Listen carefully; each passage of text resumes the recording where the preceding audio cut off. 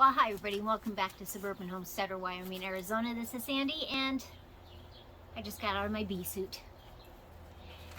Our hive that had split again on Sunday, and it was up in the neighbor's tree, about 25 feet up. Maybe not quite that far, maybe it was 20 feet. Yeah, we had to use a great big extension ladder, and I still had to reach with stuff. But I thought it would come down. We've had wind, we'd have rain. One afternoon, the wind came through, knocked all the bees down, they flew right back up there. So I thought, I gotta take it out of the neighbor's tree. So Joe helped me, and we have been working on it for about 2 hours. It wasn't an easy project. One, because it was so awkward to get to. And we'd have to move the ladder this way, but it's good. But what is the topic today? Not bees. It's number 3 in the top 10 reasons why you should homestead in the city or the suburb. It just goes along, you know, we've had getting our stuff ready, learning skills, doing our vegetable gardens, and we touched on fruits. But this time we're really going to dive into fruits.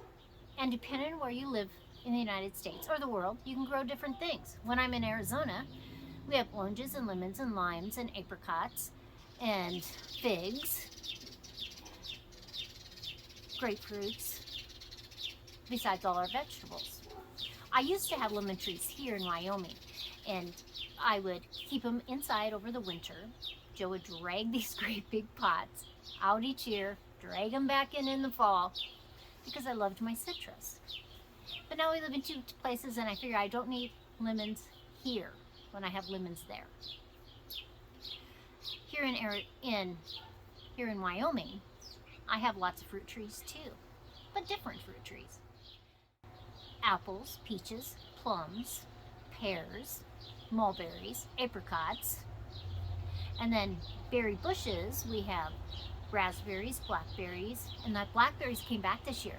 Sometimes they don't come back, or it's nothing and they don't give me any fruit, but they are back this time. So I'm happy about that. We have strawberries, currants, gooseberries. I'm probably forgetting some. I'm not sure. But we have a lot of fruit. So different times in the summer, I can make different things. When we first bought our house, the best advice that I got was plant your trees first before your lawn. And I would even go farther.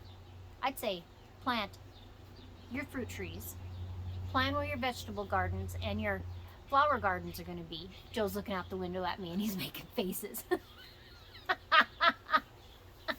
You gotta love him. But why do we want our own fruit trees? It's not being shipped thousands of miles. You know what is on it. Like, I don't put any pesticides, fungicides, anything. I figure if you're in Wyoming, you better be tough. Now, I give them compost, I give them steer manure around the base, I mulch them, I water them, I prune them, I take care of my trees. So it's important when you're doing your homestead in the city or the suburbs to add fruit trees, berry bushes. Strawberries aren't a bush, but they're still a fruit. The state of New York says rhubarb is a fruit. It's not. But that's what they say. It's a fruit. And so I have lots of that too. Because as a homesteader, I want to make sure that I am well-rounded. That when the raspberries are in season, we are making jam, we are making jelly, we're making pies, we're freezing them.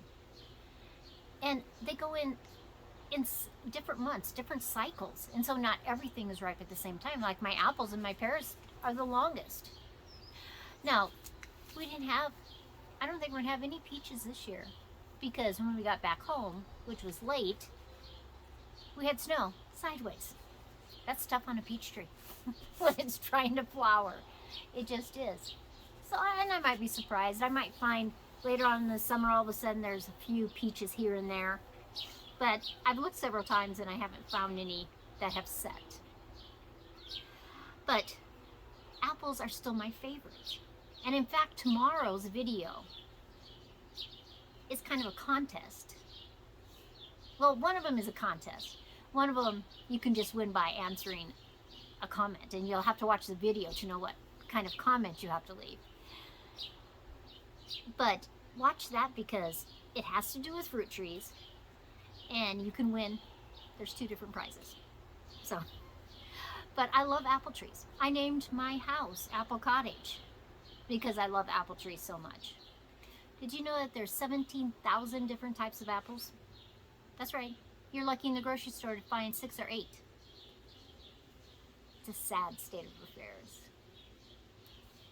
But if you can have fruit, your fruit, all year round, when the apples come in, you're eating them fresh, you're making pies, you're freezing apples, you're canning apples, you're drying. Or if you have a fruit, you might be dehydrating, or a freeze dryer. All these different things you can do with just the apples. What about the pears? All my fruit, I can make jams, jellies, pies. I can freeze them, I can can them, I can dehydrate them. And it becomes it so that I can eat my fruit that I grew all year round. Now there's nothing better than strawberry rhubarb pie, jam, jelly, crumble. There's just so many ways. Syrup. So many things to do. Oh, and I have choke cherries. I forgot to tell you that. So, I can make, out of choke cherries, I make choke cherry jelly. I make syrup. I have the juice when I have an overabundance, and I just can the juice. And then when I need it in the wintertime, I can take that canned juice and make more syrup or jelly. Plus, the birds eat tons of them. When we first bought all of our fruits, and they were just little sticks. My choke cherries that are over there are 20 feet tall. In fact, I told Joe this fall I'm going to cut them down. Not all the way to the ground, but like halfway. 10 feet tall is plenty enough because the birds eat all the rest of them. I only pick the stuff that I can reach, and the birds eat the rest. But it becomes an ecosystem. I'm okay with the birds eating the choke cherries. And there's always plenty enough for me. What about grapes? I have grapes on the front deck. I have it over on the north side. I have it on an arbor in the garden. And they're different types of grapes, so they ripen at different times. And like the Concords, if I leave them on the vine, I can just eat them. They're fabulous. So when you're thinking of your homestead, you're living in the city, you're living in the suburbs, and you're going, what do I need to do? Now, you may not be able to have animals like chickens. You probably can have rabbits. But you can have fruit trees. You can have a vegetable garden. So that fruits, both trees, shrubs, and low-lying fruits. Oh, and I have northern cranberries. See, I knew I was forgetting some of those things I have. It becomes just one more thing that you don't have to go to the store for. It's fresh, it's organic, it's good for you, it's healthy, it's ripe to the point where you need to pick it instead of being picked early and then shipped. So that's number 3 in the top 10 reasons why you should homestead in the city or the suburbs. This is Sandi, Suburban Homesteader, Wyoming, Arizona. And we only have 2 left. My 2 top picks on why you should homestead. And those will be next week. Both of them actually will be next week. But have a great day. And look forward to tomorrow's video when it has to do something to do with apples. See you next time. So I hope you like number 3 of the top 10 reasons to homestead. So I hope you like number 3, the top of the top.